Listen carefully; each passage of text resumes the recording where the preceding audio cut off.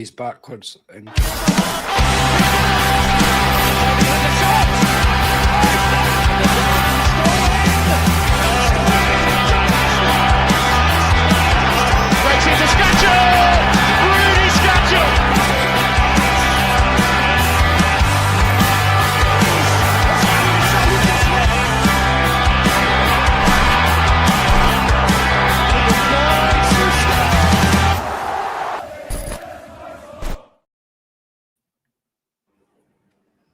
What's happening, boys? We all good?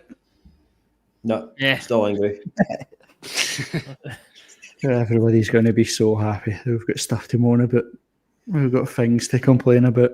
We've got Hearts defeats to discuss. The season's finished. We've imploded. The bubbles burst. The wheels have came off. Relegation staring us in the face. Everything. We'll go through it all. We'll go through all the emotions. We'll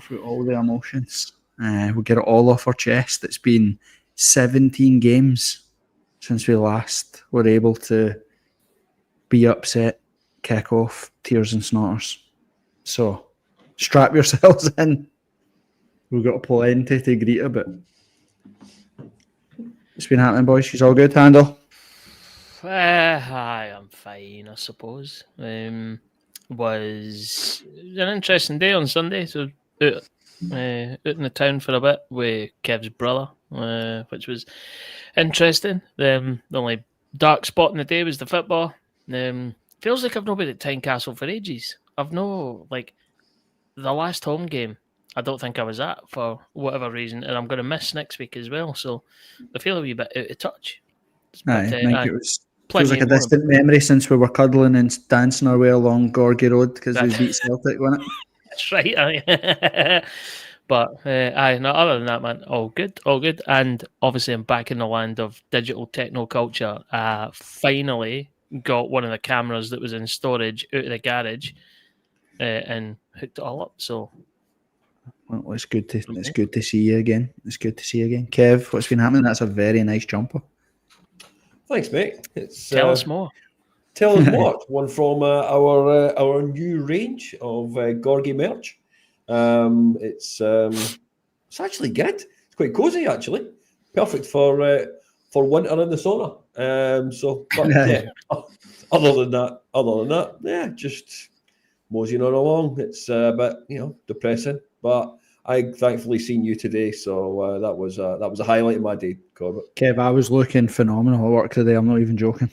I still question the black shoes, white socks combo, but Kev, come on. If anybody can rock it, If anybody can rock it.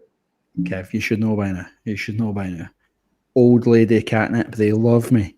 They absolutely love me. I was looking dino at work.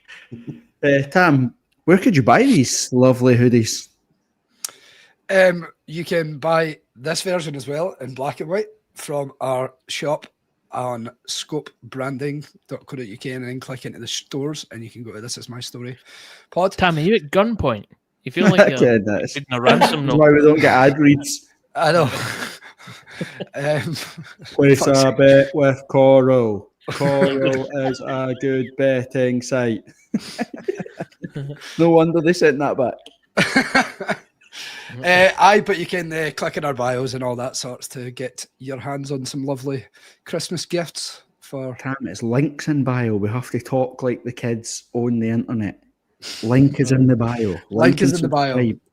Like, subscribe, smash that like button. Exactly. Come on, you were told. Tam, I give you one challenge and you failed already. Is smash the subscribe button. Oh, fuck's sake. That gets us more. You can like it all you want. That doesn't get anything for us. Press that bell. Press that bell to make sure you got notifications on. I invested in a ring light after my Alan Brazil appearance on Sky Sports when I had the big beetroot face, man. Everybody was like, "Are you all right?" Something happened to you. I've not seen you for ages. Ken, that was before it. This was before the anger, before the tears and snorters. Right. Thanks everybody on YouTube. We're obviously live on YouTube, so any questions, any comments, anything you want us to discuss, fire them up. We'll just lay it all out. We'll discuss Saturday's first defeat of the season away at Aberdeen. I think the word that I've said on repeat was predictable. what's that, 2016, the last time we won there, about the same time since they last beat us at home. We should just stop playing the games, just agree on a scoreline. Right, you can win 1-0 and we'll win 1-0 the next time, because it's a total waste of a journey going up to watch the same thing on repeat. We'll talk about that.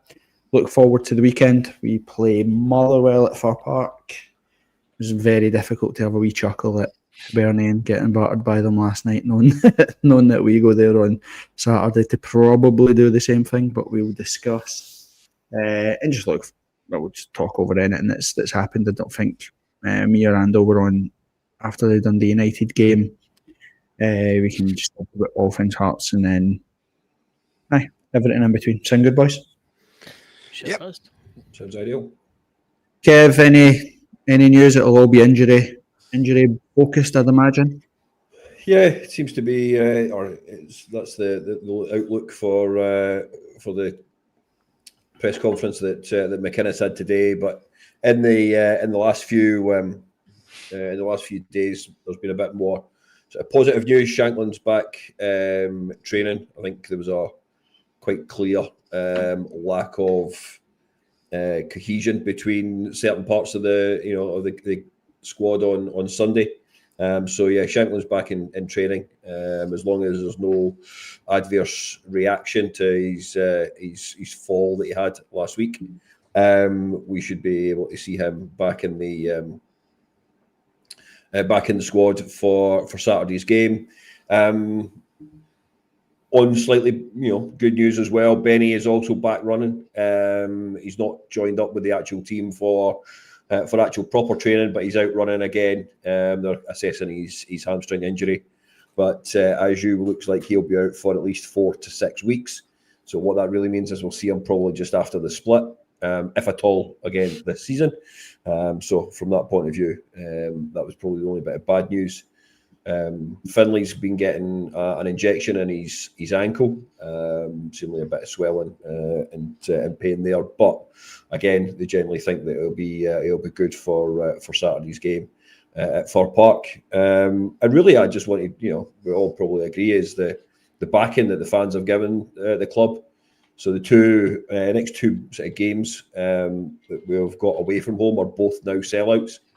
So it definitely shows that, with a product on the park that everybody believes in, what we're able to show is that the fans back the team, following in numbers. Total sellout at Celtic Park, total sellout at Fir Park this coming Saturday. So, yeah, just a shout out generally to everybody who's put their hand in their pockets at a time that's, we all know perfectly well, it's financial restrictions all around, but to still see the numbers that are travelling with the teamers, absolutely superb. I think the good news as well, Kev, was actually that Derek McInnes addressed the fact that we suffer from so many hamstring injuries that they're going to launch a full investigation into why. I believe the incident happened on the very pitch that Scotland refused to train on last year. Or remember, there was a controversy about them. They were supposed to train at the Oriam, and they said that it wasn't up to scratch, etc. So they went back to their normal base. I believe it was on the very said pitch. But again, Benny's had hamstring injuries. Ajew, Shankland, Pollock, Neuenhoff. I forgot that Neuenhoff even played for us, and I forgot that Xander Carlton was even here until they did that golf challenge where they were trying to hit the balls off the crossbar. So that's good. That needs addressed. I know that one of the big things in the club's agenda in the background is potentially looking at investing in a new club-owned training facility. But obviously that'll be way down in the future. So it was good to see that the actual thought, no, this is a bit. We've spoke about it at length. We get far too many injuries that last for way too long. So there must be something in it. So it's good to see that the club are doing something about it. Aye, definitely. Any else, Kev? No, that's as you rightly said. That's about the majority of the news as such. We'll be getting soon into a period of rumours with January's transfer window and etc. So that'll be definitely interesting times. No, And- you want to talk about the big news of last week? If you say what I think you're going to say, the big qualification? No, Is no, all right. it the B team got through the East of Scotland Shield, wasn't it, or something like that? Did they make it? I've only just tuned in. I wasn't even sure what you meant, but I was like, "What the fuck is he talking about?" But I was gonna say no, something. I'm sharp. Is the voting still open for the foundation as well? Close so it. it closed last Friday. Do we know who won or Wait to the AGM. I wait to believe. the AGM? Okay, cool. Because obviously we had that. Normally we would have tried to do some interviews with them and broadcast who was going where or whatever, but obviously we fell out with them last year, so we'll not be doing that anytime soon. But that's fine. Cool. Right. We've beat around the bush enough. What do you want to talk about now? Do you want to talk about anything else? It was nearly snowing here today. It's been really cold. Yeah, I've here had today, to put like, my it's central heating on for the first time this week, like since fucking February or something. So, anything else you want to talk about? Well, we got you can't really see it, but my garden lights. I've got my garden done, so I've got garden lights on the fence, and the light goes up and down, right? But on the top, there's actually a wee bit where it can puddle. So we were sitting here the other night, and Alana was like, "Oh my god, the fence is sparking! It's on fire! It's on fire!" So I've run it like, "Oh my god!" So it is, and it's just literally water splashing in the water, but the light shining it, so it makes it look like it's like sparking and on fire and that. So tune in tomorrow. I can do a live. We can. Well, only only if we can get the Baywatch music playing in the background. I know it's not the weather for it, but fuck it, be good. It's one of those things that you run over and you're like, "Why am I here? What am I supposed to do?" I have no idea what I'm looking at. I did that thing where it's like your car breaks down and you go out and you like kick the tire and you're like, "I broke." You're like, waggle the cables a bit. It looks fine to me. Better phone the guy. It needs fixed. That. Did I ever tell you about the time that so my family, my in-laws are all car folk. They run car garages and all their comfort. I sit there like a wee boy at the end of the table where they're talking about V8s and different cars, and I'm like, "I like red ones." And they're like, "Shut up!" And I'm like, "Oh, sorry." I got a flat tire, and I phoned my father-in-law to be like, because he's got a recovery truck. I was like, "Can you come pick me up?" He's like, "How?" I was like, "Because I've got a flat tire." He's like, "You can fix that yourself." And I was like, of course I can. I was like, "Come and get me in the recovery truck." He's like, "No, I'm not driving the recovery truck all the way out there for you to pick you up with a flat tire. You have a spare in the boot." I was like, "There?" I was like, where so they show me how to do it, and then he talked me through what to do. Told me how to take it off and put it back on. I drove about 400 feet and was like, "That looks like a wheel." And my wheel, I never tightened it or anything like that. I just put the wheel on, put the wheel nuts back on. Didn't know you were supposed to feel like my wheel went flying past me. Before my father-in-law to be like, "You definitely have to come and get me now because I've only got 3 wheels." Like, what? Right, I'm definitely not with you on that. I can definitely change a wheel on a car. Oh, well, I thought I could. I could put a wheel on a car. I just didn't realize. Just kind of get it to stay on. I just can't get it to stay on. Okay, What else happened? That's brilliant. Absolutely superb. Anything else been gone down? I never won the Euro Millions on Tuesday, boys. I know I've always said that if I win the Euro Millions and the super duper jackpot, I'd look after you, so you didn't have to work again, and we can just talk about Hearts all the time. Just have a 24-hour rolling broadcast or whatever. See, I've always advertised how much of a dickhead I am. I always dream about winning the Euro Millions, but in my dream, I still go to work just so I can be like, "Day stuff, I'll pay you. Pay 10 grand to bite a bit of your finger off. Just the tip of your finger. Here's 10 grand cash. I'll give you it right now. Just bite the bit of your finger off." Like, that's the type of guy I would be. I would just sit about work still and just torment people. That's exactly what we would do. We'd have Tam on the screen like this, and exactly give the way that it needs to be. the horrible challenges. So, And I'd do it for 10 grand. Much I wouldn't. You did it for that hoodie.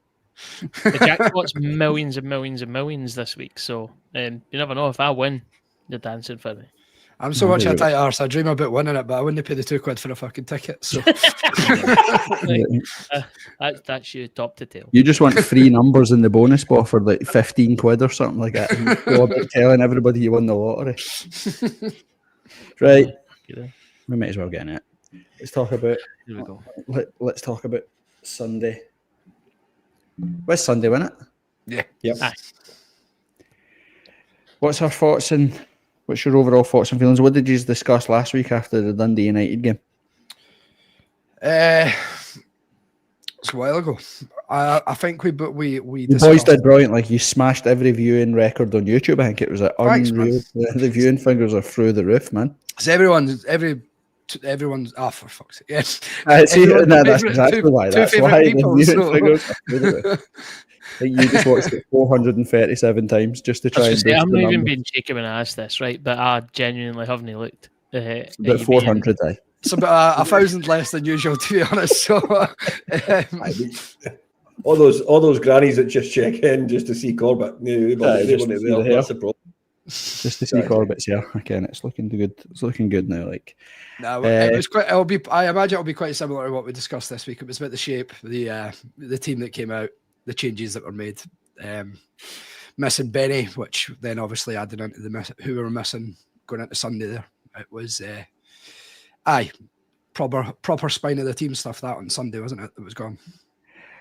well, I think the disappointing thing for me is that we're now 6 years into Benny and Devlin, and we still don't have a plan B for them. The fact that we do lose so much control in the midfield with just one of them dropping out is massively concerning. And it's not a dig at Magnuson or whatever. I'm pretty sure that given time and game time, he'll come up to where we need him to be. But it has been so glaringly obvious that we're just lacking quality in the middle of the park. Devlin was good on Sunday, but he was doing the job of 2-3 players at times. He was trying to do everything, which maybe not good, but he was. I didn't want to go to the game that happened at 8:00 on the Saturday night. Celtic miles below their best, and they get a winner from their 6 or their 8 that can pick up the ball and smash it in for 20-25 yards or whatever, and we just don't carry that threat whatsoever. I think that every position in the pitch is scored except for the 2 centre midfielders. Still, we're now finished the first round of games. That's something that needs to be addressed pronto. And I'm not blaming Benny and Devlin or whatever for not winning on Sunday, but it just jumped off the page immediately that it shouldn't be lost on anybody that Celtic's goal at Tynecastle came for their deep lying 6, their winning goal on Saturday night that kept the pressure on us and dug them at a hole come from their deep lying 6. And as much as Devlin was good on Sunday, he never created anything, never looked like scoring, never looked like carrying any of that type of threat. He's brilliant at winning the ball back and passing it to other people. But when there's the quality or the lack of quality around about him, it's just so glaringly obvious that we didn't have Benny. Was there any jump off the page for the starting 11? Obviously the injuries, Shankland missed out, Halkett was suspended, Benny's obviously injured. Was there any surprises in the starting 11 for you? No surprises as such with who was available for me. You look at it on paper, that front three that we were playing with should have more than enough sort of quality and create enough chances or make chances. But I think they could have played for another 90 minutes on Sunday and they wouldn't have scored. But it was just a bit of an off day from them. Other than that, I think playing McEntee at right back, I think we need to get moving on to that at some point soon. Hopefully either a new body in January or Borchgrevink, when he came on, we looked actually all right, but he just doesn't seem fancied, does he? Well, that was actually addressed by McInnes, was that the plan was to actually play Borchgrevink at right back on Sunday. But there was a couple of, I'm not going to say issues, but there was just a couple of things that they just decided that actually the right thing to do is not put him through a full 90 minutes, given that he's not really played a great deal of football since the actual injury itself. But I think you're right. McEntee was brought in to effectively either play in front of the back 4 or play in that midfield position with a bit more steel. I'm not going to say he's going to replace Benny, I don't think he's got that same quality in what you see from Benny. But as Corbett's already said, that kind of element needs to be addressed. It's more the quality rather than quantity at times that needs to be looked at. Yeah, hindsight is obviously dead easy now that we're past the games or whatever. But actually, when you look at St Mirren and where we struggled, you look at Dundee United and where we struggled, and then look on Sunday where we struggled as well. You think that McEntee would have been perfect to play alongside Devlin in those games, just to give us a bit more robustness in the middle of the park, and let Devlin do the busy running about stuff, and let him do the sort of strongman stuff. Again, that's all hindsight when you look into it there, because Sunday's a really weird game to digest, because I was more concerned with how we played against Dundee United than I was watching the game back for Sunday. We take any number of the chances, and like even the opening 10 minutes, Findlay misses for the free kick. I think he's probably going to be offside, but you still put the ball in the net and then take the medicine thereafter. Right. The Milne chance where he hits the bar, he's got to do better there. Kabori misses a sitter, Magnuson misses a sitter, Braga misses a sitter.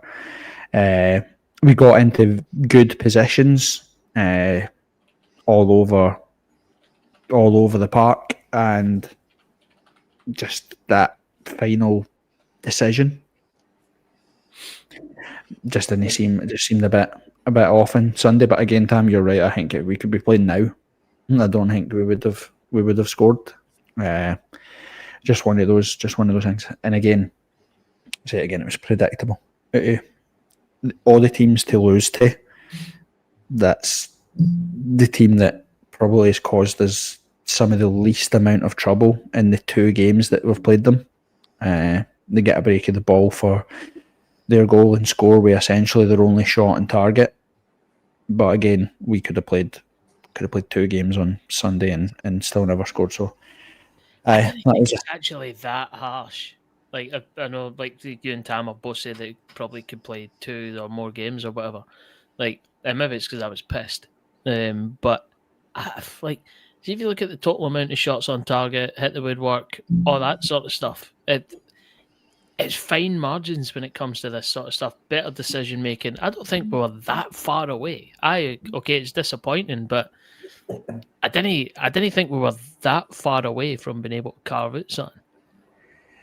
Aye, it was, and again, I think like for me, there can't be any doubts in any Hearts fan's mind after watching Sunday just how important Shankland is to Hearts. I'm not saying that he would have scored the goals or whatever, but he just seems to link everything. He seems to be the glue on the pitch that carries the instructions and carries the team. I think Braga looks a worse player without Shankland. I thought Kizzy looked probably one of the, no, I'm going to say the worst. That's not the thing about it, but it was one of his lesser performances on Sunday. And that's one of those things I wanted to ask you as well about we obviously drew with St Mirren, right? And obviously we played Dundee at home and battered them 4-0, and it kind of gets swept under the rug type thing with the changes that we made. But my big fear after the St Mirren game was that we'd do knee-jerk reactions. Obviously we played like 3 games in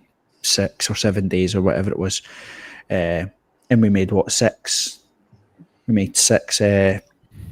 changes on the game against Dundee, and obviously Kabori and all that scores whatever. But I felt that and then the next game we play, we try to bring Shankland and all that, we try to bring all the players back in, and we just came to have lost our cohesion that we'd praised how important it is. We went 6 games with the same starting 11, and the worry was that we're going to change everything, react to that get out of jail free card thing at St Mirren, and then I think we've kind of seen that a wee bit. Or is that harsh? Does anybody else feel that way? Or no, I don't think it's harsh, to be honest. I think probably on the same page. To be fair, I I think you look at it, and we've all said it this season, like the squad depth we've got, I'd fully expect these boys to come in and still be good enough to have a performance. But there was times on Sunday where they just didn't even look like they'd even played together at points, and you're just like, it's a strange one. Kabore obviously had to come back in for Dundee United because he scored the 2, because then he would just ruin his confidence. But looking on it in hindsight, again, it probably wasn't the right decision. We should have stuck with the 3 that we'd started the week before, previously throughout the season, and Kabore come on. But it's one of those things, we've got a lot of strength and depth, and it's going to be tough to keep everyone happy. But the front 4, Kev, is a worry. In terms of, not a worry, they're all brilliant individually. We just try to get them all to work together, if you know what I mean. Like we're kind of shoehorn Kabore into positions that I don't think. I know Derek McInnes has spoke before to say that actually Kabore says that his favourite position is to come in off the left. But I've not seen anything from him to suggest that that's the best place to have him. Through centrally seems like a better place for him to be. But we seem to be struggling to try and get that right mix of how we can get Kabore in the team, Kizzy in the team, Braga in the team, Shankland in the team. How do you solve it? Or do you think it's an issue? We always knew it was going to be an issue, and you got to now add the Chesnikov into that particular equation. You know, he comes in as of January 1st, 2nd, 3rd, whatever it may be. I think he's supposed to be at the club this week or next, in regards to, I think he can start to actually do some training, but not directly with the first team, so he can work on fitness and all that kind of stuff. So you're going to have that, you know, that additional player. I don't suspect he is a player that they're looking at to sit on the bench. They'll be wanting to get as much out of him as we possibly can. And I know we always say it's a nice, you know, dilemma to be, you know, to have, but it's a difficult one to actually manage. And, you know, we don't know, of course, what conversations McInnes has been having with players like Kabore, Kyrgiota even as well. You know, in regards to when you get your opportunity, boys, you've got to take your opportunity. And a little bit like what Tam said, you know, Kabore came in on that Dundee game, scored 2 goals. He's taken his opportunity. Do you drop him? Blow his confidence? It's a big, you know, it is a big aspect. But the other side of that is you never know what's going to happen in January. Someone might come in with a bid for Kizaridas, for example. And then before you know it, you're thinking, well, actually, this might be an opportunity. You know, you don't want to hold him back. You know, you look at small gains. That's a Tony Bloom sort of, that's his process, his way of actually improving the club, the depth of the squad, the player that you've got, is bring him in for little and sell him for as much as you possibly can. That could be the same for Braga, could be the same for a number of players. Does the Chesnikov signing not solve a bit of the headache? Because you're looking at there, you have Kizaridas one side, Chesnikov the other, and he plays 1 or 2 of the 3 of Kabore, Shankland, Braga. Do you know what I mean? I think he's been moving Braga out there, trying to see if that could work. He's put Kabore out there to see if that can work. He's inverted and changed and had Kizzy on one side and Shankland will drift out there. I think the Chesnikov one might actually save him a bit of a headache, because you say, right, you are my wingers, Kizzy, Chesnikov, you are the wingers, and it's a fight between Braga, Shankland and Kabore to play through the middle. You know, the 2 of them, because he'll play 2. He likes to try and play 4-4-2 or a variation of 4-4-2 as much as he can. Because that's when I seen the Dundee United lineup, I was like, "What? That is absolutely wild." They were playing 4-2-4. It was absolutely crazy. So we might get to a position where we just play 3-7. Fuck it. Well, that mate, points against Dundee United, that's what it was like. It was like a basketball match. It was just like, let's just go for it type thing. But yeah, I think that on Sunday it felt like they just weren't coherent. You know, I think the Braga, Shankland, Kizzy partnership, they're all kind of know each other's game, know where they're going to be, and we just need to settle on who plays on that other side. We've tried Blair Spittle, Harry Milnes floated in and out of different positions in there as well. It's just one of those ones that we just can't seem to to nail down. So the Chesenkov one's hopefully one that solves those problems. And again, Tam, we've spoke about it at length, but the Halkett not being in our team makes such a huge difference. I think Craig Halkett and Benny must have some outrageous stats for games lost and won when they are and aren't playing, because I feel like we've only lost about like 6 games or something like that when Halkett and Benny play. Aye, like in terms of them playing together, it must be something wild. I'll let Ando dig into that, but it must be. I would imagine it is something pretty mad. But it just shows how important Halkett's been this season, to be honest. When he's fit and ready and the top of his game like he has been this season, he's a different player. I kind of felt bad for Kent in a way, but he didn't have the best of games at all on Sunday, but came in after a few weeks out. And then obviously Finlay had to go off as well. So we'll see what happens in a sense, but if Halkett's fit, he plays every week and he's that important at this point. Yeah, and he'll be back. He's back for Saturday, isn't we? It was just a 1 game suspension. Look, on Sunday we were all absolutely, everything's finished, the place is wrecked, sack the manager, get everything chucked out, blah, blah, blah. And now that we've reflected a wee bit, I think it was just because of, it's what we lost in any Hearts fan, that I'm not looking at Celtic. It was more of looking at the fact that how close Rangers are now. You know, we had a 16-point advantage over Rangers when we beat Celtic. It's now 9 and they have a game in hand, and they only seem to play at Ibrox, which is really weird. They've got Ibrox on Thursday, they've got Ibrox on Sunday, where they play Falkirk. To be fair, Falkirk are like the surprise package. Them and Motherwell are like the surprise package of the league so far. I think if Falkirk win on Sunday, they'll leapfrog Rangers in the league. But it was one of those ones where Sunday felt like a statement. I didn't want to say the different, but like being a wee club that's just enjoying being top of the league versus like a serious contender. But that was like, if you look back to the 06 season, which was the last time we split the Old Firm, the last time we started anywhere near where we are right now, we won those games. Like we had our statement wins, and that's not to say this group hasn't had statement wins, but we it just felt like Sunday was a big game. Sunday was a game where we really needed to go and put a statement down. You know, Rangers had won, Hibs had won, Celtic had won. It was up to us to go respond, and just felt like we were. I don't know if would it be fair to say that we couldn't handle the pressure, or was it just one of those days where we've had our luck? You know, the Livy win, the Hibs win, the Dundee United wins, all games where we probably didn't play our best but get 3 points. Is it just one of those ones that these come round? You know, you can only ride your luck for so long. I think with just a little bit more decision making, I think we would have found ourselves in a better position. As you rightly say, you know, Milne has a bit more composure. He maybe just knocks it, dinks it over the keeper or whatever, rather than hitting it as hard as he did and you know, taking a layer of paint off the crossbar.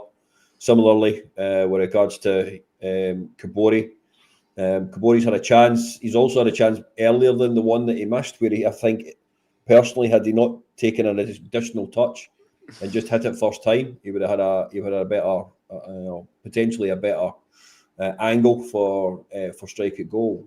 And I know that we might come on and talk about it from a second half point of view, but there's a big discussion point around, you know, the what was or what could have been a potential penalty. I thought it was immediately. I seen it. You know, the keeper comes out, clatters Kabori, doesn't get the ball at all. If that's a defender, for example, going up for a header, misses the ball altogether, it's a foul to the opposing team. So why was that not even challenged? Why was that not even looked at? A number of questions. I'm not saying that, you know, I'm not being bitter about it. I'm just, again, bringing it to the attention that there was a number of decisions, a number of things that happened on Sunday that just simply didn't work, didn't fall in our favour. Like, as you've already said, Livy, Hibs, Dundee United, should I say, away. You know, those are games that fell into that particular category of last minute goals, and you know, getting the result. Ando, is Saturday must win?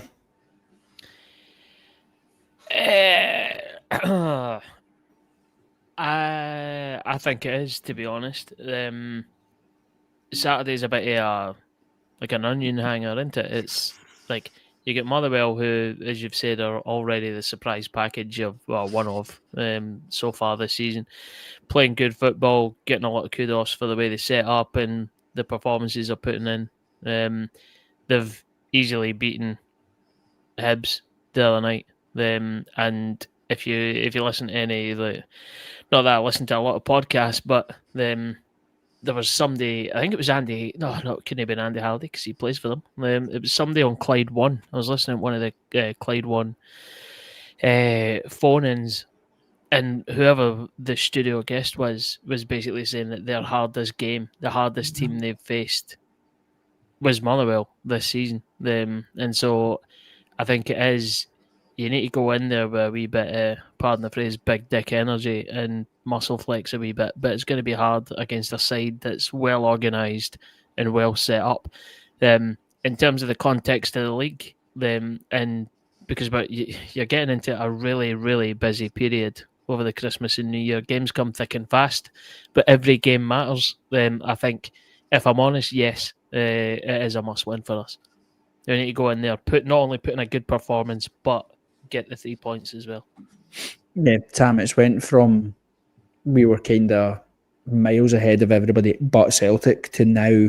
I think Motherwell beat us on Saturday. It puts them something like 6, 7, 8 points behind us. I think we're the only 9 points behind us now or something.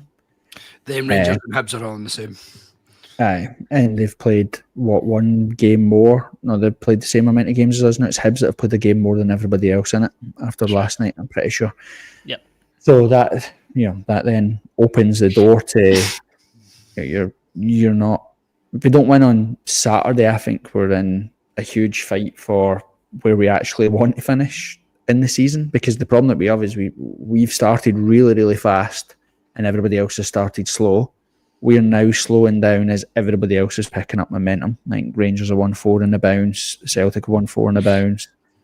Up until last night, Hibs had won, I think, every game, and since we beat them, they get beat off Rangers as well. Motherwell are winning, Falkirk are winning, and that's the thing that bugged me as well is that actually all the teams that I wouldn't have, Motherwell are the only team that we played this season where actually if you'd walked away from that game being like, kind of deserved to get beat there. Every other, even the Celtic game, I was like, none of these teams are better than us. But Motherwell on that day, I know we talked about how it did seem overly exaggerated how good they were, but there was a 20-minute, 15-minute window where they were like prime Barcelona and we couldn't get near them. And that's what's disappointing about, Hibs went to St Mirren and beat them 3-0 easily. Then Falkirk go to Dundee United and beat Dundee United easily. Teams will go up to Pittodrie and beat Aberdeen easily. Hibs went there only a few games back and beat them. Finished 2-1 at the time, but it was 3-0 at one point until VAR chopped the goal off. Celtic and Rangers will beat Aberdeen. It just felt like one of those moments where actually, if we want to be proper in this moment, then we have to go on and at least don't get beat there. Go snatch a goal and go to there being like things just didn't go our way. And I think that was more of my worry with the Aberdeen one. Can happen, away games are different, but the Dundee United one was the one that stuck out. We've dropped, that's 2 games at home this season where we've failed to win, which is disappointing. What would you change for Saturday, Tam? It's a weird one. To be honest with you, there's probably what I would change and what I could see happening would be a bit different. I think that right side, I would give Borchgrevink a run out to see how he gets on. I would even maybe put in somebody like definitely McEntee into the midfield if he's coming in, and maybe even try and match up and put a free in there like Magnuson, Devlin and McEntee, and then you've got your front three of whatever. Kizarudis, Braga, Shankland would be the preference, depending on Shankland getting on. Although I've seen photos of him the day training as normal, so that looks normal. See, just to jump in, like, I know, Corbett, sorry, you're probably going to ask this, but like, see, if you look at this game, right, the top 4 scorers in the Premier League are going to be playing in this game. So, Shankland and Braga 2 and 3, and then Massa Winise, and I'll do this a death as an injustice, Stamatopoulos or whatever his name is, and he never 4th. even played last night. Aye, he was rested for Saturday. So, well, there you go, right? So it shows you how much they're treating it with an element of seriousness. You can relax that player and keep him for a big game against the big team for Edinburgh. But the defence, that's the bit that's getting me the worry. Well, I think you made a good point, Tam. I think the middle of the park I think we will change in there because of Tynecastle. We played with the 2. And they had a man overload every single time in the middle of the park, which meant they popped us easily. And I think that we'll have to do something like that on Saturday because we can't afford to be outnumbered in there. They will pop round us every single time. I do think we'll see those. I don't know if we will see 3 in the midfield, but I think it could be a case that look at the Rangers game, the Falkirk game. We put Milne out wide right to try and press when we didn't have the ball because they like to keep the ball. Could maybe see something going like that again because obviously Motherwell are similar in terms of possession-based football. Might be that, and then Kingsley back in defence. But yeah, I would like to see us sort of try and overload the midfield a bit more, personally. Well, to be honest with you, they did pop us. That's absolutely true. But they collapsed in the game because, Kev, we were aggressive. We stepped up. We got a yard closer to them than we had the whole game. So you might actually see us look more to try and start the game like we did at Ibrox. Get aggressive, get in their faces and agitate them. I think that's one thing we've got in our armoury is a number of different ways in which we can approach a game. We do look a lot better when we are aggressive, when we are closing that space down. I get what Tam's saying around the fact they like to keep possession and move the ball about. And they've done that very, very well at Tynecastle. As you rightly say, there was that period of time where we couldn't get anybody near them. But as soon as you close the space down, you give them the chance to actually have time on the ball. That's where you've seen a difference. And we were able to win the ball a lot higher up the pitch. With that, we were able to then start actually making better decisions as well. And it's one of those things, it feels like if you do have that more aggressive aspect to your game, your brain seems, or our brains anyway, seem to switch on a hell of a lot quicker and seem to be sharper as well. So it's maybe just an overall aspect of, bring that game, bring that type of game, and with it, you'll reap the benefits. Yeah, I think we'll maybe see a fight fire with fire type situation on Saturday. I think you might see us be more aggressive, try to be more on the front foot. I do think we'll change our shape. I think we will try and do something to get a foothold in the middle of the park because that's their engine room. That is where all of some of the stuff they passed around Hibs last night was embarrassing for Hibs watching it. Yeah, they were down to 10 men or whatever, but it was like, I think they were all laying passes after 25 minutes, which is just insane. So, yeah, we'll need to see where we're at. What about you guys? The manager will clearly have a game plan as well. I don't know if you see his comments after the game, but he's like specifically picked out Hanley, said they were going to press him for the start, let him have the ball, and then obviously look how that turned out for Grant Hanley in the end. So it's one of those things we need to go and really play our game. And after the last 4 games, well, dropping points in 3 of them, I think the main thing is seeing a reaction. We've not seen that reaction yet for dropping points, really.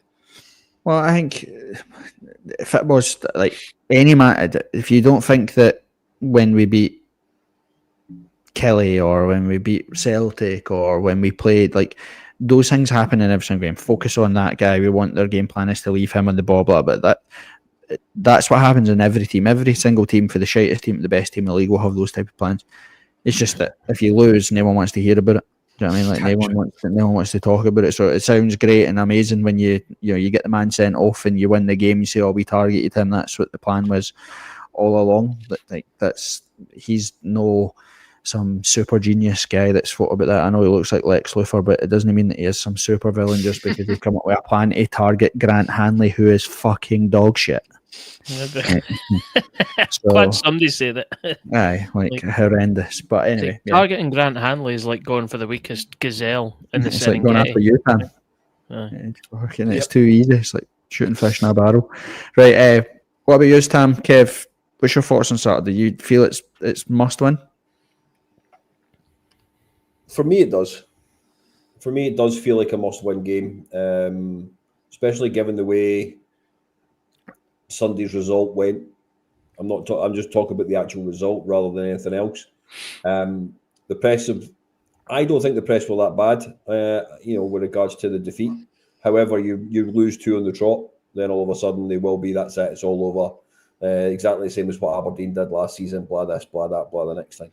If you come out, especially after Motherwell won the game last night, and they've been playing pretty decent football, and you go out, not saying it'll be a statement win of anything or any nature, but if you go out and you win that game by the odd goal, then all of a sudden you've put pressure back on Celtic, who don't play until Sunday.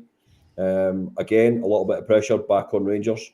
So that's, to me, where Saturday's game and winning Saturday's game becomes really, really important. And from that side of things, I don't think that'll be lost on McInnes.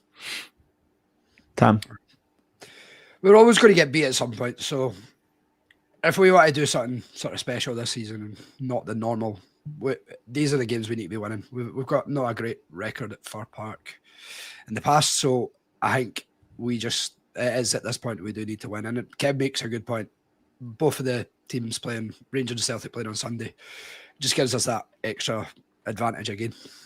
Also, it's one of those things where we play Motherwell, who are behind us, Falkirk play Rangers, who are behind us, and Celtic play Hibs, who are behind us. So it's an opportunity for, if you win and put your 3 points on the board straight away, then we are either 3 points further ahead of Hibs, 3 points further ahead of Celtic, 3 points further ahead of Rangers, or 3 points further ahead of Falkirk. Not that all of those teams will be in it. The Hibs were absolutely dog shit last night, and they were horrendous against Dundee as well. But it's one of those things about, if it's Celtic would go and win, as daft as that sounds, Celtic would go win.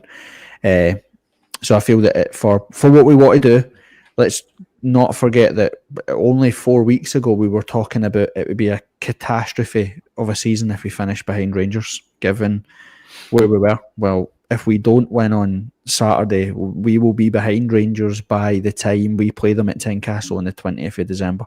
We will be behind Rangers because they're only 9 behind with a game in hand, which potentially goes to 6. If we lose, they win. Like, they're only 3 points behind with wherever it is. I know that's all if Man had balls and all that type of stuff, but that's what we have to be looking at. We have to take it that Celtic and Rangers are going to win. That's it. And what everybody else has been saying, we've been laughing at Charlie Mulgrew and all this stuff, but this is what everyone's been talking about. When the pressure as well, like away to the game midweek, home to Falkirk, it'll probably going to be fairly easy for them. Away to Dundee United, a little bit stern, but imagine they'll shake out with a win. Then away to Kilmarnock, then home to Hibs. I didn't see any risk there for them. Yeah, we've just got to, like I said, we've just got to focus on us and do what we need to do. And Saturday's a great opportunity to go and stake a claim that, yeah, like you said, we're never going to go the full season and win every single game, but it shows a bit of that mental fortitude that we talked about. This team having guts and abundance with the fact that they can keep going and win games and all that stuff. If they can bounce back after a disappointing result and then go, any win there is going to be a statement win, given how well Motherwell have been playing this season. So, yeah, I think it's as close to must win as you can possibly get. I was going to, well, I don't know if you addressed it at Dundee United, but I always want to talk about one last thing before we gee it up, unless there's anything else you want to talk about Sunday or the game Saturday. And we've covered everything, really. Move on. It's in the rear view. One of the things that jumped off the page for me against Dundee United was, if we want to be, so whatever happens this season, Tony Bloom never came and said he was going to win the league after one season. What we're doing is laying the foundations of getting the recruitment right, getting the behind the scenes right, getting the structure right to go on and win trophies, because you need all of that stuff in the background to sustain a culture shift, a momentum shift in a football club, to break mentalities, to get where the club needs to be. And, so it's been great that we've started this. And this one feels a bit like, if we're going to do it, probably now feels like the time to do it, given that Rangers were a mess. Rangers just sacked their CEO and sporting director. Celtic are a bit of a mess right now. And it looks like they're going to hire a manager that I don't think is going to succeed in the role, given his background is all MLS, and I've spent 2-3 years watching Charlotte, and the MLS is absolute dog shit. I don't think he's going to be able to handle the pressure of managing Celtic. So we have an opportunity now. But one of the things that jumped off that Celtic and Rangers have an advantage over us is that they're used to knowing what it takes to win. So that's especially at home against Dundee United, I felt like the crowd had a huge part to play, and we never. For about 55 minutes onwards, it was so nervous, so quiet, everybody was terrified. And I think if Hearts want to be serious about winning titles, that has to be addressed. Because I'm looking at, so mirror it to this Saturday, there's going to be nearly 5,000 away fans in that end. We all know, because we've been in the away end at Easter Road, what it's like when that flick, when the switch is flicked and you go, you know that you're sucking them in. You know that they understand that they're getting a reaction from you, and they can feel it. You're almost willing them down this end to be like, come on, we can get a goal. We'll get that on Saturday if we're still in the game in that second half. Look at the performance at Kilmarnock in the second half, shooting into 4,500 Hearts fans. We score 2 goals, we win the game, the players love it. On that, at home, I just felt like we were at that point where we've all been there, Kev, and Tam, I don't know if you were there, but I remember what it was like, got to Celtic Park in 2006 when we played Celtic in a midweek game, might have been after the split, and it was a game that they knew if they'd beat us, they were going to win the league. I think John Hartson scored twice to beat us 2-0, I think. But the crowd on that day was outrageous for them. They get behind the team. Look at them on European nights. They back the team throughout. And I think on that Saturday, or the Sunday actually, when we played Dundee United, the club need to address that Tynecastle is a myth. Imagine that Sunday, you're 1-up, struggling, then they get a goal back and you need back into you 45 minutes, shooting into 3,500 Hearts fans standing, safe standing. It's a singing stand. It's an away end at home for Hearts, sucking that team in to come in and score at this end, make it like the Kop, make it like the yellow wall at Borussia Dortmund or whatever. The club have to do something about that, and the fans have to realise that actually if we're going to do something special, we've got a part to play. I remember the Aberdeen game, the Champions League la night with Takis. We were obviously 1-up, get a penalty, and Aberdeen were battering us for the last 15 minutes. It was literally backs to the wall, defending, hoping that we could see it out, and the crowd were phenomenal. It's the best I've probably ever been inside Tynecastle, because they understood, shit, we have a part to play here. And I felt like on that Sunday at Dundee United, it felt a bit like, go in and entertain us. And actually, the team needed us to be like, go and get us over the line, because we're struggling here. And that needs to be addressed. That if we are going to be serious title contenders, these things make a difference. I've said it before, because I've had the inside track before. Rangers hate playing at Ibrox. They hate it. They can't handle the pressure of playing at Ibrox because of the expectations of the crowd or whatever. And anybody that knows a player that plays for Hearts right now will tell you that they love Tynecastle when it's like Celtic, when it's like Hibs, when it's bouncing. They absolutely hate it and detest it when it's like how it was against Dundee United. And again, if you lined the players up and asked them, right, what do you want? Do you want 175 to 300 suits behind the goal, having sticky toffee pudding and listening to Gary Locke and Scott Wilson tell jokes? Or do you want 3,500 pissed up Hearts fans going absolutely mental in that stand? I know what one they'll pick. I know what one they'll pick. They don't care if it's £300 a ticket and it makes the club money. The club will make more money if we win trophies. If we are successful, they'll make more money doing that than they will for selling sticky toffee pudding. They need to fix it. That stand behind the goal has to become safe standing and an actual active home away end at home, because that would have made a big difference against Dundee United. So again, I know I'm not criticising Hearts fans. You pay your money, you can do whatever you want. But I felt that Sunday, everything was flat. Players were nervous, we were nervous, the crowd was nervous, and it just translated onto the pitch, and it just felt like we were never going to score because everybody was too scared to actually try something in case we lost, if you know what I mean. So, see, the thing is with that is, excuse me, like, I've been a Hearts fan a couple of years longer than you have, right? And Kev a couple of decades more than me. But it's a hard habit to break, if you know what I mean. It's like, as much as you would love every single guy in your row, or person in your row and in front of you and behind you, just to stand up when things get a wee bit tough and go, like, actually, right, this is what you do. But it's, I don't know why. It's just for maybe the last 10 or 15 years, that's probably just been Hearts' overall thing in general. It's going to take another wee bit of success, like tangible success. And I'm not talking about just sitting at the top of the league for the whole season until the end of November.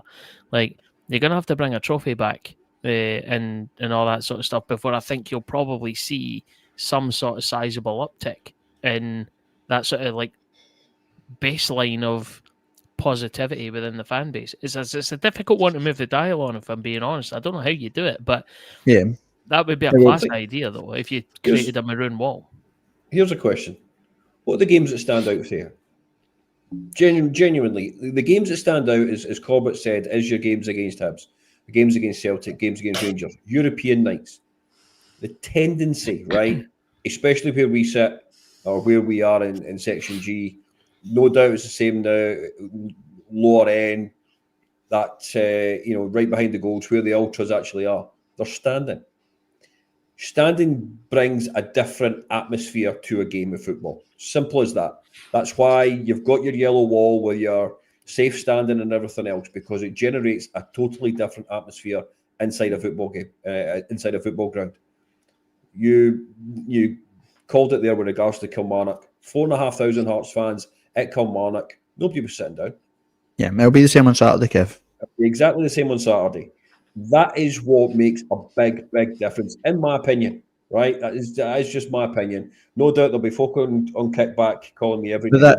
But Kev, that's always been my problem, right? When I remember being young and going to the football, and my dad being like every other person's dad, thinking, I know where I'm not going with my boy. We're not going in the shed. We're not going in the corner. We're not going in underneath the Capitol decorators bit, because we know that that's no for me and a 4-year-old. So we're not going there. So we know that the family enclosure is what used to be the lower main stand bit. And that, for me, that's all it takes. Is if there's 15,500, 16,000 season ticket holders, the Gorgie holds 3,400 fans. There will be 3,400 fans inside Tynecastle every single Saturday that want to stand. So give them a stand to stand in. Give them an opportunity to reclassify the stands. Say, right, guys that are up in the back of N, the guys that are up in the back of G, the guys that are in lower N, we're going to build safe standing in the Gorgie. It's only £250,000, by the way, because I've had the quotes, I've had the companies come through and look, and we've been to Brighton and see what they did and all that stuff. It's £250,000 to fully install 3,500 rail seating inside the Gorgie stand. Like, people, if that's what you do, if you said like a grace period to be like, look, we're reclassifying all the stands. So, all hospitality is going in the main stand, all the family section's gone in the Roseburn, and the Wheatfield and the rest of the main stand, other than the middle bit, is for like your guys that just want to go to the football, didn't want to stand, just want to watch the game. The 3,500 get folk that want to stand, sing, get wrecked, day displays, wave flags, whatever you want it to be, that's that stand that's behind the goal. And that becomes the stand. You say there's a grace period. All season ticket holders, you've got 6 months to the end of the season to indicate what part of the stadium you want to sit in. Do you want to move to the safe standing section, blah, blah, blah, blah, blah, and then you just move everybody around. Like, and I know you're going to get people that go, I've sat in that seat since 1958, I'm not moving, but fine. That's absolutely sound. But for the greater good of what people want, because that's what the players want. That's what the players want. Now, Kev, you'd made a good point about the derby jumps off the page at us because it is our league winning games. They're the ones that matter to us. When you beat Hibs, you could be 8th in the league, but you beat Hibs, that's you won the league, because that's all that matters, that you're above them. If we're going to be serious about winning trophies and winning titles, every single game has to be won, which means we've got an active part to play. It means that your Tuesday nights at home to Kilmarnock actually mean something. They actually mean something, because that 3 points could be the difference between second and first, third and second, whatever it may be. So all your home games become massively important. And that's why if you can get a fortress, you can get a place that the players look forward to going and playing in, then that for me is an absolute no-brainer. Like, but the club need to get serious and sit down and think, what do we want here? Because, you know, the people that wanted it to be a safe space and grass and sit and tartan rugs and all that sort of stuff leave in December. They're leaving the board in December. So we need to move with it and be like, right, cool, let's now focus on getting Tynecastle back. Let's focus on getting, because our manager talks about it all the time. He wants blood and thunder. He wants everything for the stands. He wants you swearing, getting opposition abuse that doesn't cross the line, etc. The players want it. They've talked about it's great, but we want more with the club up to date, because that will be the difference between a draw at home to Dundee United and, you know, a last minute winner or whatever. Because again, the Craig Halkett goal, we all know, we've spoke about it at length. They made substitutions to see out a 0-0 because that's a big result for them. That they kept him like 4 games without defeat against us. That's massive for them. They could release a DVD. We're like, actually, we need to win. So we made substitutions to win, and everybody was willing us to go win, and we win. So something has to happen. Here's a question for you. On you go, Kev. I was just going to say, in regards to that, do you think next Saturday's game against Celtic, and we'll talk about that next week, but do you think the fact that they won't have that corner will have a difference? It did 2 years ago, in the game that Shankland and Kingsley scored. There was no Green Brigade in that corner. That'll be exactly the same a week on Saturday. Do you think that makes a difference for that game? 100%. We weren't title contenders at that game. We weren't. So they'll get into the stadium some way. They'll try and be there, and the other fans that are there will get involved. You know, they'll understand that.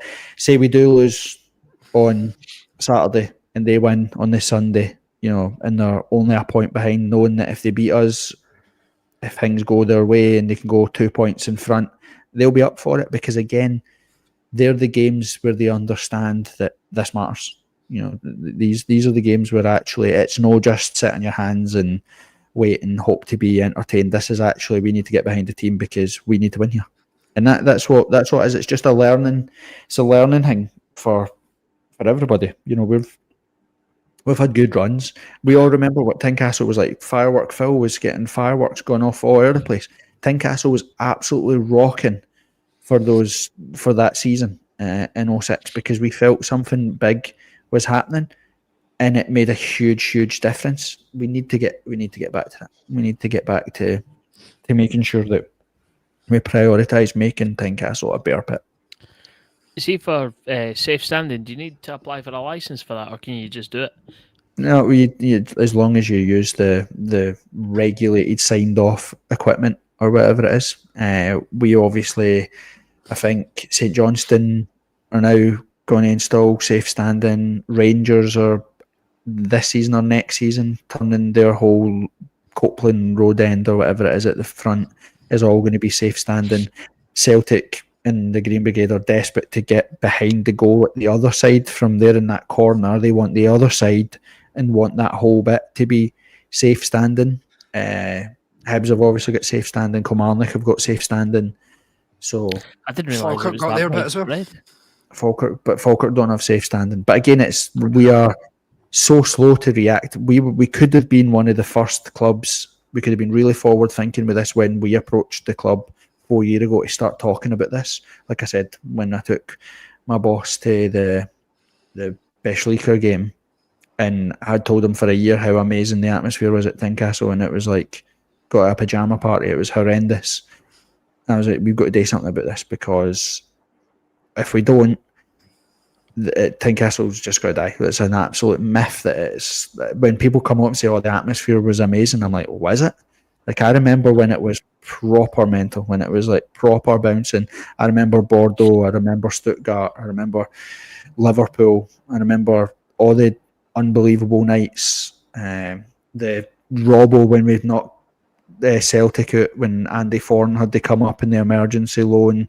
Remember, like, all those games, they're all unbelievable. We all remember that the place was absolutely bouncing. Jose Katongo, we scored the equaliser in 98. You had the Gorgie was on the pitch. The Gorgie had a pitch invasion celebrating. Like, we're just nowhere near that at home now. There's a few pockets, NG, and obviously the Ultras are where they are trying to make that.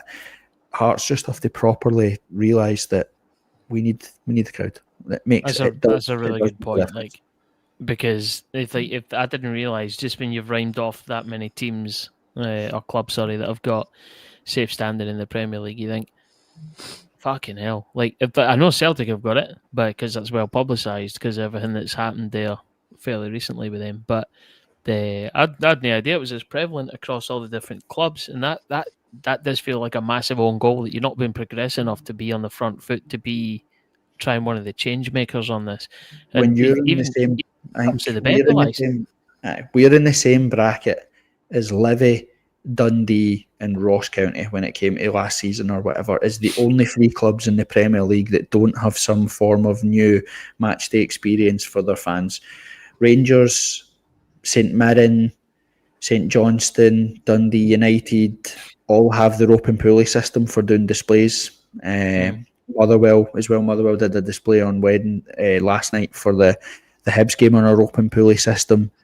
I've had 2 companies at Tynecastle give us quotes, measure it up. It's not expensive to have our open pulley system behind the goal that would bring up tifo displays, etc. It's not hugely expensive today. Like, for example, we asked Motherwell on Saturday if we could do an away day display, a paper tifo.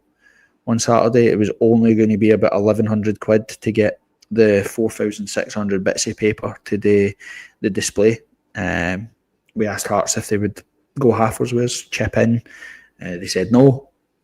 So, like, we are well behind the 8 ball when it comes to everybody else of making the match day experience better. Celtic are building the Celtic way. Again, we talk about things that make a difference. I went to Hearts a few years ago to be like, you should publicise the route and make the team go to the Oriam and then get the team bus along Gorgie Road for derbies, Celtic, Hibs, day what Liverpool day, what Man City day what Real Madrid day what all the teams day. Have the fans, we could do smoke bombs, pyro, welcome the team to Gorgie. Do you know what I mean? Make them park on McLeod Street and then walk down the plaza into the main stand and into the ground that way. Make it a spectacle, build it up. You watch Hearts when we go to Celtic Park next Saturday. We have to park on the Celtic way and then walk down that path with Celtic fans either side of us. It's like walking the gauntlet. We'll get absolutely hounded with abuse, all our players, because they make them walk into the stadium. Hearts, because we're a nice, friendly family club, we allow the away team to come into Tynecastle via the back door, so no one sees them, no one knows where they are. Same with Rangers. You play Rangers, you park at the front door at Ibrox and you're made to get off that bus with fans all around you giving you dogs abuse. They're the little one-ups that teams get before they even play a team, and we are so far removed from it. It's mental. You imagine being a Hearts player, coming down the Gorgie Road and there's 4,000-5,000 Hearts fans all lining the street, pyro, setting you off. You'd be like, come on boys, look at the size of the club we play for. This is massive. Look what it means. We just don't do it, and we're not interested in doing it because we have to shift from making money for boys in suits, sitting in fancy seats, drinking fancy pints, listening to shite old stories for 15 years ago, and actually start focusing on actual get boys and girls and people in there that want to stand, sing, shout, all that sort of stuff. Celtic are building a purpose-built venue as a match day. They're building a hotel in the Celtic way, but they're also building a venue to house exactly that pre-game. So again, like have a band in there, tables in there, TVs in there, a bottle bar, all that sort of stuff, and that's a fan zone before the game. Rangers built Edmondson House. They've done the exact same thing. They have a venue now where before every game they have somebody in there performing. People can go in there and drink. How many times if you watch, Ando, it's your neck of the woods, but when Newcastle play at home at St James's Park in the Champions League, they're always filming inside the fan zone that Newcastle built outside the stadium. Like, that's a really good example, by the way, because it's just outside the office that I work in. And it's right in the shadow of St James's, excuse me, just outside the Sandman Hotel. And basically, it's like it looks almost temporary. It's loads of just shipping containers that have all been stacked up on top of each other. There's a fancy word for it. I forget what it's called now. But it's absolutely class. See, on a match day, you go in there, it is mobbed. There's hundreds of people, if not thousands, well, that's literally thousands of people. But it's absolutely brilliant. It's like there's an exclusion zone, so you can't get past it in the motor or whatever, or it's closely guarded. But it dovetails into a point that I was just going to make, or I was going to say a second ago. Aberdeen have got that alcohol trial that's going ahead against Kilmarnock. Kilmarnock later on in December. Like, they've had to petition and apply for that, and that's exactly what you're talking about, which is a progressive step towards making the fan experience a wee bit better, right? I know whatever disaster happened, and it's really sad that loads of people died a generation ago because some people couldn't behave themselves on the bevy. But like, the time has come now to be able to just take those rules and burn them to the ground and just adopt the same thing. English football, I know it's full of English football tourists, like people that just want to go there for their Instagrams or whatever, right? Especially the bigger teams like Man United and Liverpool. But the more provincial clubs, like your Newcastle, like your Brighton, like whoever, they allow people in, get bevied up. And when was the last time you heard of a disaster happening there? Never. It just doesn't happen, right? So experience from across the UK tells us that you can get away with doing these things. You're absolutely right in the sense that Tynecastle and Hearts as a club need to be absolutely better, but we need to petition the government for a legislation change to allow this sort of shit to be done a lot easier. And that's where Hearts need to be a big boy or a big girl voice when it comes to that sort of stuff and try and lead it from the front. And you're right, we just don't get that just now. Yeah, and we've got, like, I always think about, said before, the Gorgie suites there in that stand. You could lay it out, set it up properly, have big long tables like the darts, have tellies all in it, have bottle bars, have pre-poured jugs, whatever it is, so that it's quick. Anybody that's a season ticket holder and is in that stand gets access to it before the game. You can pour out into the stand. You serve bevy until half an hour before the game kicks off, and you can get into the stadium from that bit. You look, if the Ultras said, right, we're doing a march for the Shandon, the next home game, there'll be like 3,000 people waiting outside the Shandon to do a march. People will go to it. If you build it, they will come, as Wayne's World told us, right? But well, it was Kevin Costner in the baseball film. Like. Field of Dreams. But by that, it would work. And to go back, Aberdeen are a great example, right? You're right. The reason that Aberdeen all of last season had safe pyro, they have the tifo displays every single game, they've got the flags in every single stand, is because the guy that's been selling all of the material to all of the Ultras groups in Scotland and the UK is an Aberdeen fan. And Aberdeen, because of Burrows, Alan Burrows, the guy that is he's like the CEO or whatever it is, the guy that was class at Motherwell is now at Aberdeen. He approached the guy and basically employed him. Said, I'll give you a budget of X amount of money, and every single home game, you do what you need to do. So that's why they have every single game, they have some form of match display, because they were progressive and went, actually, this matters. How many times have you been to Aberdeen and there's been like 8,000 folk there? or whatever. They've now got the red shed, as pathetic as that name is, or whatever, but they've got behind the goal and it looks class. So, like, there is a want for it out there, and you need to start looking at, because you'll drive both customers away. That's what I always talk about before. This will be my last point for a bore you to death, right? But I even said it to Hearts and should use the example when I went to Hearts. There's a video of the Aberdeen fan when they're at Ross County, the woman going, they're not in their seats, right? They two customers are both right. That lady is right. They are in her seat. But that's because they just sell tickets to anybody. But the young boys that were there, they're well within their rights to, but I know, but we want to stand and create an atmosphere and you're just going to sit and no get involved. Both of them can coexist at the football. Neither of the two of them should supersede each other. But because the way football works now, all we're interested in is selling tickets.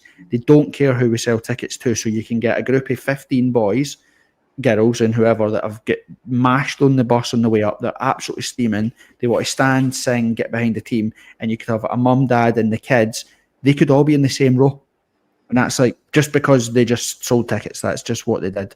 So I just thought, to go back to my original point, we have to play a part if we want to win titles and that. And I thought that game at home against Dundee United, I just felt that we were way too nervous, way too thing. We have a part to play. Saturday, the away end needs to be absolutely bouncing.